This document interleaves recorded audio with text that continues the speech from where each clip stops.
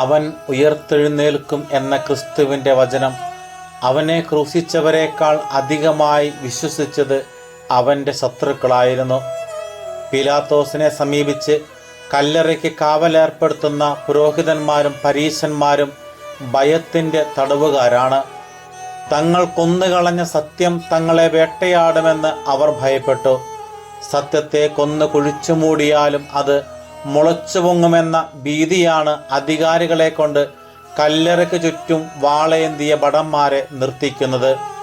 കല്ലറ മുദ്ര വയ്ക്കപ്പെട്ടു. ആ വലിയ കല്ലിന്മേൽ പതിഞ്ഞത് റോമൻ സാമ്രാജ്യത്തിൻ്റെ മുദ്രയല്ല, ഭൗതിക ലോകം ദൈവിക രഹസ്യത്തിന്മേൽ വയ്ക്കുന്ന അല്പമായ തടസ്സങ്ങൾ മാത്രമാണ്. പുറത്ത് പടയാളികളുടെ പാദസ്വരങ്ങളും ആയുധങ്ങളുടെ മുഴക്കവും കേൾക്കുമ്പോൾ കല്ലറയ്ക്കുള്ളിൽ പ്രപഞ്ചത്തിൻ്റെ സ്പന്ദനം ഒരു പുതിയ സൃഷ്ടിക്കായി ഒരുങ്ങുകയായിരുന്നു. മരണത്തിൻ്റെ നിശബ്ദതയല്ല, മറിച്ച് ഉയർപ്പിൻ്റെ സംഗീതമാണ് ആ ശിലായുറയ്ക്കുള്ളിൽ അപ്പോൾ മുഴങ്ങിക്കൊണ്ടിരിക്കുന്നത്. മനുഷ്യൻ കാവൽ നിൽക്കുന്നത് ദൈവത്തിനല്ല, സ്വന്തം പരാജയത്തിനാണ്.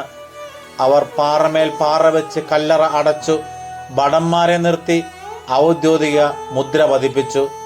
എന്നാൽ സ്നേഹത്തിൻ്റെ അഗ്നിയെ തടയാൻ മൺകൂനകൾക്കോ മനുഷ്യനിർമ്മിത നിയമങ്ങൾക്കോ കഴിയില്ല.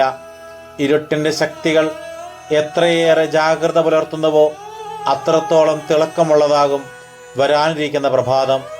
മുദ്രകൾ തകരാനും കല്ലുകൾ ഉരുട്ടി മാറ്റപ്പെടാനും വേണ്ടിയുള്ളതാണ് എന്ന് ഈ വചനങ്ങൾ നമ്മെ ഓർമ്മിപ്പിക്കുന്നു.